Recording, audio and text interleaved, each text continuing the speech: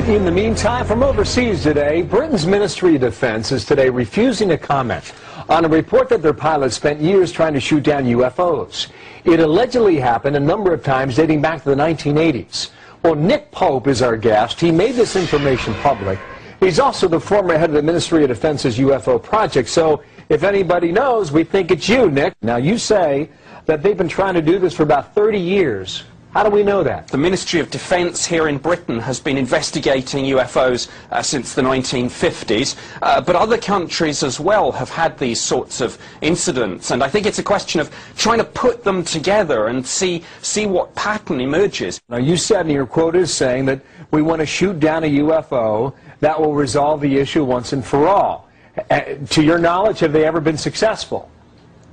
No, they haven't, and I mean, I'm personally, of course, not advocating that sort of strategy. But what I was saying is that every country, whether it's America, Britain, whatever, takes the territorial integrity of its airspace very, very seriously. Whatever you think about UFOs, whatever you think they are, whether you're a skeptic, you're a believer or whatever, this is a defense issue, it's a national security issue, it's an air safety issue, and while rules of engagement are, of course, highly classified, the last option is, of course, always a shoot-down. Now, you have said that the Royal Air Force would only engage when they perceived a threat. Well, how do you define what is a perceived threat? Is that the pilot's call? No, yes, under some circumstances it has to be. If a pilot believes that they're being fired on, but we've had some cases in England where there have been virtual dogfights between UFOs and military jets.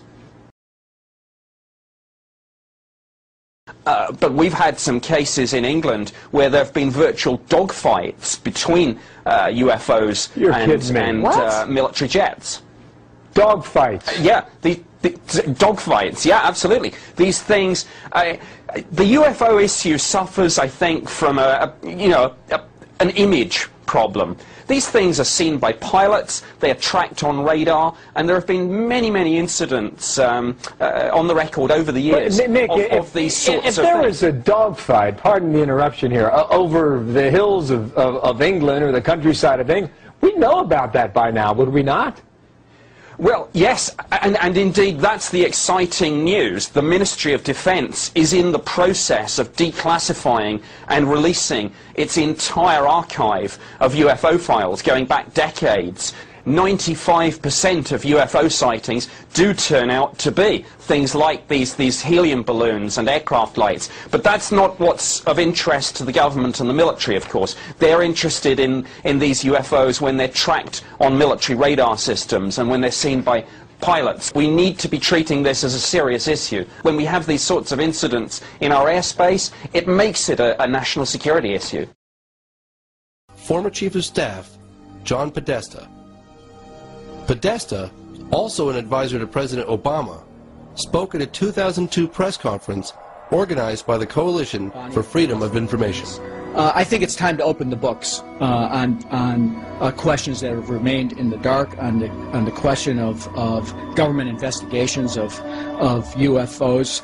It's time to find out what the truth really is that's out there. We ought to do it really because it's right. We ought to do it because the American people, quite frankly, can handle the truth. And we ought to do it because it's the law. Because it's the law.